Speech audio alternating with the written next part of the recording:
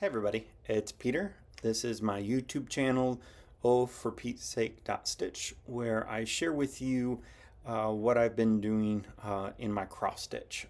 If you are a returning viewer, thanks for joining me again. And if you're new, I just hope you like what you see, because for this video, I've got some really cool things to show y'all. So typically I try to record every third Tuesday of each month. However, it's been 2 months this time. I recorded in June.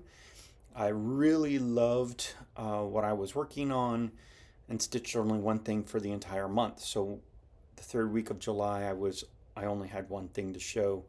It's a lot of time to set up. It's a lot of time to edit, and it's like I'm not going to take the time. So the one thing that I worked on from June until July, and actually after July, what I worked on was Teresa Koget's Remember Me. And so this is a work in progress that over the 2 months I've been able to finish. So you'll notice that I'm a little bit, usually like this piece, Though He Seemeth, is like further over my left shoulder, but you notice I've moved over a little bit just so that way I can have these two side by side in the video. So this is Teresa Koget's Remember Me, and then this is Teresa Koget's Let Love Rain. So I just wanted to have both in the screen this time. So that's why I moved my that's why I moved my camera a little bit. It's just so that way I could show off the two together. So anyways, Remember Me. Just a few notes about this piece. I love it. It was so much fun to stitch. There are so many things in this for why Teresa Koget is just a genius. This house nearly broke me, but the design that is in it was well worth all of the stitching because it just looks really cool. The one thing that I would say is that when I first began stitching this house, I was worried that this lighter color was not enough contrast with the dark color, but it worked out at the end. I'm just like, trust Teresa, she knows. So the house it's a big house, so it just took quite a bit of time, but it looks amazing. This tree is gorgeous in person. So the dark green is the charted DMC, and then the lighter green is charted for not Loden, Celadon. It's charted for Celadon. And on my fabric, the Celadon was a little too light. So everywhere in this chart that said Celadon, I changed to Scopernog. But what's really interesting about this tree is that with the DMC, which is just one color right beside the overdyed cotton, you really notice that color change with the overdyed cotton. The other change that I made was in the roof. The roof was charted for DMC 611, but I wanted a little bit of texture in the roof because it's such a large piece of stitching. So I did mine in Weeks Dye Works oilcloth. And the way I change when I've got big areas like this, I often change the way I do it. And so you can sort of see here on this corner that what I did was I did a 3x3 block, and then I came up diagonally and did another 3x3 block. And so I came up diagonally, came down, up. All right, directions. Here we are. I got it. I came from this corner up to the chimney, down back to the corner. And so I made that diagonal of 3x3 blocks. And you can sort of see that zigzag, but it just looks really cool. Um, this is uh, XJU Designs Victorian Tea Party, a 40 count, which is a little bit lighter than the recommended floss. So these bees, I had to change the wings of the bees to DMC B 5200, just so that way they were a little bit brighter. Let's see. So, um, and then there's one tiny mistake in the chart, and so a lot of these flowers I'm able to identify. So this is a carnation, and this represents a tulip, but I could never quite figure out what this flower represents. And so if you're a Lord of the Rings fan, I was calling these flowers, because it repeats over here as well. I call them the Eye of Sauron. So even if all you've ever seen is the movie posters, that there's the what on the two towers. There's the one tower that has the Eye of Sauron in it. So I was calling these the Eye of Sauron flowers. So you can see that this one over here has these two little pink squares. Those pink squares are not charted for this flower. And so it's stitched on the cover. Those little squares are stitched on the cover, but they are not in the chart. So just know that something to look at. Uh, Gosh, I like this. This is such a pretty piece. The alphabet. So that's a really significant change that I made, was in the alphabet.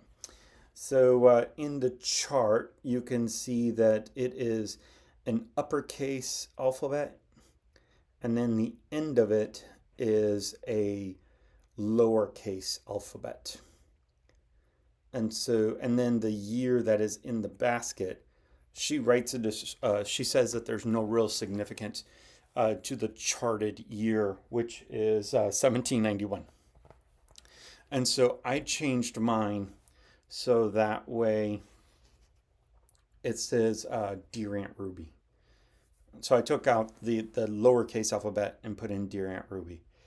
So Aunt Ruby passed away a few years ago. So Remember Me is very apropos to putting her on a sampler. And in a few years, when these end up in a Goodwill or some kind of secondhand shop, somebody's going to see that and say, "Oh, that's a term of endearment," like Dear Aunt Ruby, my dear Aunt Ruby, or Dear Sweet Aunt Ruby. But my Aunt Ruby and my parents would write letters back and forth the entire time I was alive until her death. And so putting Dear Aunt Ruby with a comma is just one last letter to Aunt Ruby. So that's why I decided to put Dear Aunt Ruby with a comma at the end. And then 1930 is the year that she was born. She also loved pink, so that's why this is such a great piece to have stitched her name on. So that goes, yeah. So that's Remember Me by Teresa Kogut, using a lot of the recommended cotton floss colors. So I spent a lot of my time on that piece, and one day I was invited to a friend's house for just a day of stitching with friends, and so I needed something with fill in, and so what I decided to do was I had started. This is from the Deck the Halls book by Blackbird Designs. I had done all five. I had done 5 of the 6 strawberries, and so I had stitched an outline of this pelican, and so I took this to my day of stitching, and I made quite a bit of headway in stitching it, and then I came back home and I finished it. So This is what it looks like fully finished. And so since it's fully finished, you know that I have fully finished all of them.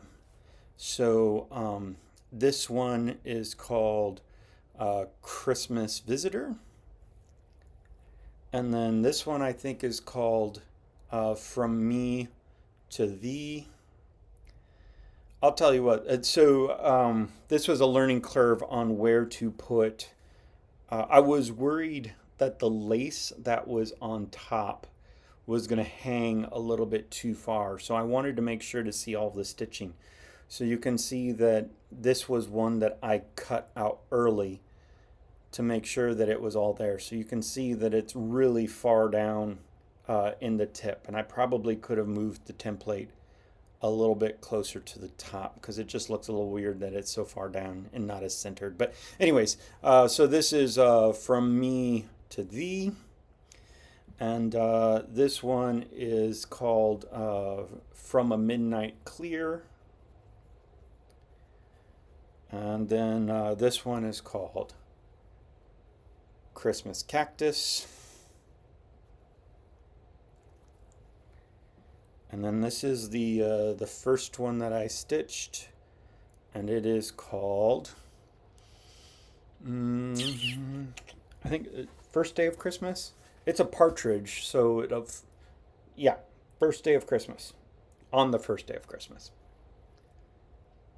And then this one is called Dancing Sugar Plums.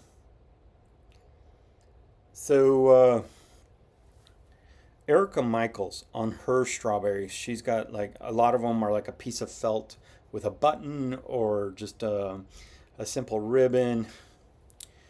I should have followed the Erica Michaels one because these toppers are a little bit more advanced because it's a piece of 2-inch lace that you have to gather and then put on the top, and then you have to put on a ribbon and make it into a bow. And I have not had to make a silk ribbon bow in a very long time. And that was a muscle memory. That was a muscle memory that took a while to figure out. So they're attached, they're on. The directions talk about how you need to use thread to attach them. I tried that. I really did. But it really didn't hold up that well. So there are a few spots where I had to put some glue on a stick and shove it under there so that way they would stay on there a little bit better. So the great thing about I wanted to do all of them with the same top because so you can see that that's the first three. And this is actually where having a partner would have been very helpful to hold them all. So let's see, how can I do this? If I do those three like that, there we are. There we are. So that's all 6 put together. And so all of the toppers are not the exact same. It's the same lace, it's the same ribbon. Some of the ribbons are better than others. But anyways, the berries are all finished. And I did 3 of these as part of my stitch along birthday stitch along with Stitchy Linda.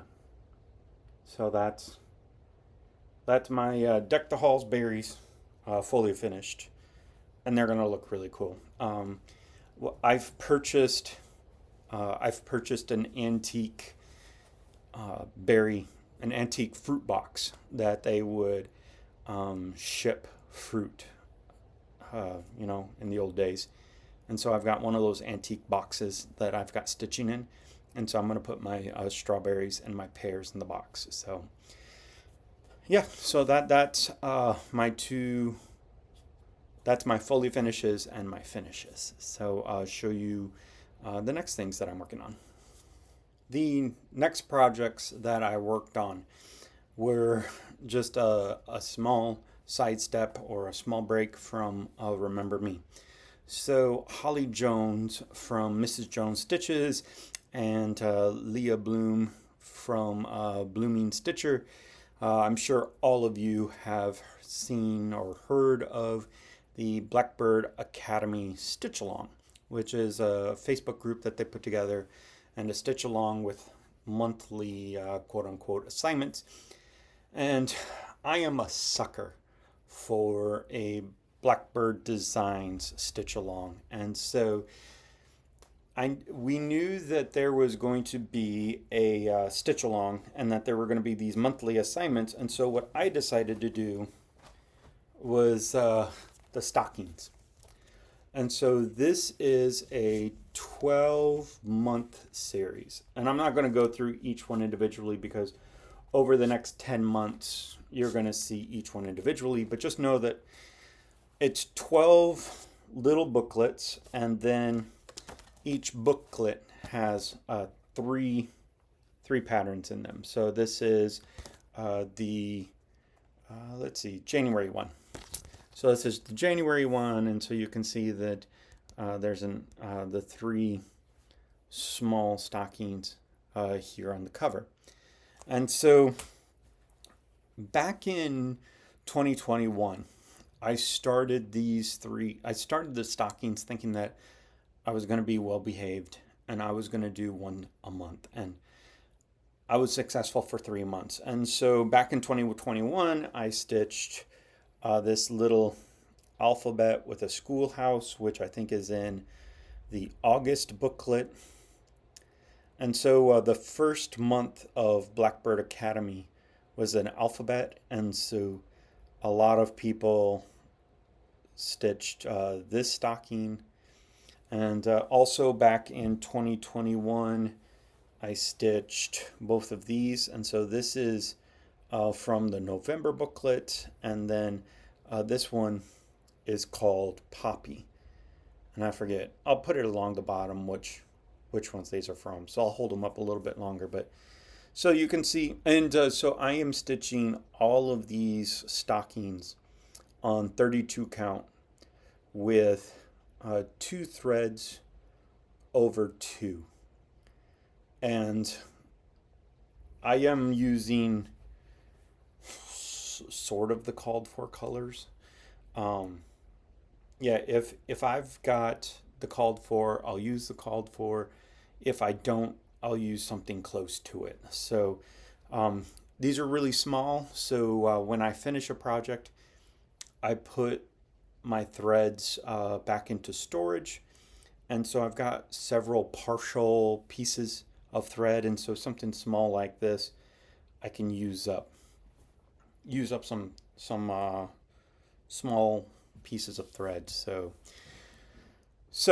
let's talk about August. August was alphabets. And so from the February booklet, Love is in the Air, this little one in this corner, and it is called Sweetheart Sampler.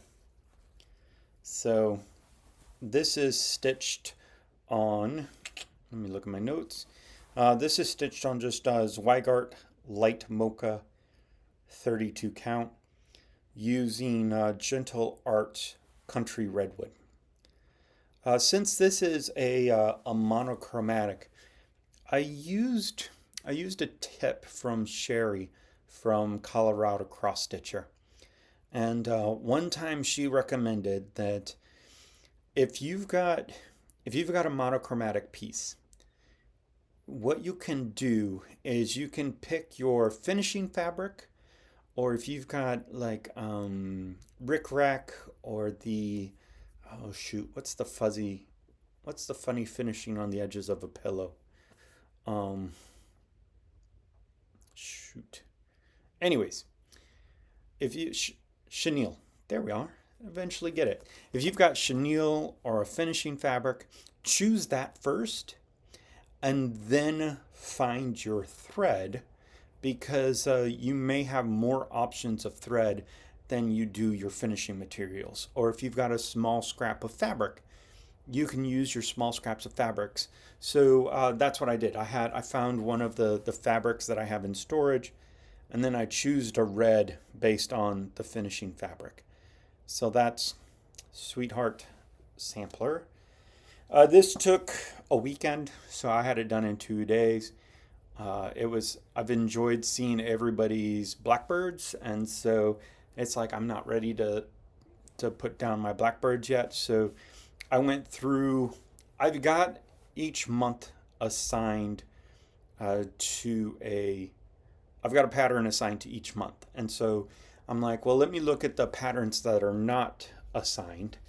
And from the March booklet, from March of the Daffodils, there's this little one here in the center, and it is called Wild Clover. And it is stitched on Weeks Dye Works Light Khaki 32 count.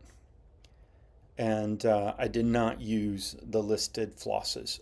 I used Weeks Dye Works collards and Gentle Arts chives. Sorry, I've got my notes on the side of the screen, so that's why I had to move my eyes. Yeah, so that is just an extra piece and this took a day, a weekend, so 2 days, but total a day. It went so fast. So that's Wild Clover. All of the books, and I went through my fabric storage, and I rarely use 32 count, so I put all of my 32 count and all of the booklets in my Blackbird Designs project bag. And so this is it's in the Sewing Club book, but I can't remember the name of the pattern. But this is my Blackbird project bag. This was before I had enough confidence to make my own project bags. That's why it's a vertical rather than a horizontal orientation. But I still love it. Of course I do. So I did change it from She Works with Willing Hands to We Work with Willing Hands, just because, well, anyways. But that I did that several years ago. That was a really fun stitch. So in the book, it's on a box top. So that's We Work. So you'll see more of those stockings through the entire year. I'm going to fully finish August through December in December, and then I will fully finish January through May in May, just because I do not want to fully finish. I have to dig out my sewing machine and all the fabric and to fully finish. So I don't want to pull it out every month, but I do want to do it quickly. So I don't want to do all 10 plus the extras all in one time. So that's what I'll do. December fully finished. So I do have one quick note, and I'll grab my piece. So, all right. So I just wanted to make a real quick note on just something that I've seen in Blackbird Academy, is that a lot of folks are stitching. They're stitching Bittersweet September, which is in the Winds of Autumn book, and so they're stitching this piece. But I just wanted to show my finish of it, which is you'll notice that what I've done is I reformatted the letters so that way my first initial is larger than the rest of the alphabet. And so what I did was I used the same pattern for the P. It's just instead of doing it over 1, I did it over 2. And so that way it was just a bit of personalization. And then also the alphabet has two different colors in it. And instead of doing the colors as charted, because it just seems like they're a little bit random in their lettering. My initials and my husband's initials are in the dark color, and then all of the others are in orange. So it's just one of those things that Blackbird Designs is always really good about being able to personalize a pattern. So maybe it'd be easier to show it this way. Yeah. So there you can see it better, the difference between the two. So they're always really good about personalization. So changing colors in the alphabet, or sometimes I've removed doodads so that way I can stitch over somebody's name, or put in extra initials. So just have fun with Blackbird Designs and change them a little bit so that way you can personalize them yourself. So that's Blackbird Designs, or Blackbird Academy. After I finished Remember Me, it was about a week ago, I've been able to stitch on another work in progress. And what I chose to work on was the Fruit Dove Frenzy by Boomerang Stitches. I saw somebody's finish of this at Country Sampler, and at Common Thread, someone finished this or almost finished this. Shoot, I should have looked it up. Anyways, Fruit Dove Frenzy. And so what I've been able to do is work on this fruit, leaves, fig, cucumber, and then this is the tail of that bird. The tail of the bird that's there in the center. This bird is going to be difficult. Not the stitching or the color changes, but the pattern is 4 pages, and all 4 pages meet, like basically right in the middle of its purple belly. So it's just, I've had to make a working copy and try to piece it together. But anyways, this is to go from the soft pinks and reds of Remember Me to all of these bright colors. I mean, you can't even see really well on this screen, but there are 3 different colors of green in that little cucumber. And in person, they're amazing. The fig, there's 2 colors in the inside of the fig, and so it's a pleasure to stitch. But that bird in the middle, just because it's and it happens with every pattern when it's in the corners like that. But this is the one that I've really enjoyed stitching recently. So anyways, so that's everything that I've stitched on for my plans before September. Oh, September, that reminds me, there is, because I'm not going to be back in time for this, and I wanted to bring it up. So the Common Thread in Ocala, they are doing something called the Stitching with the Flossies.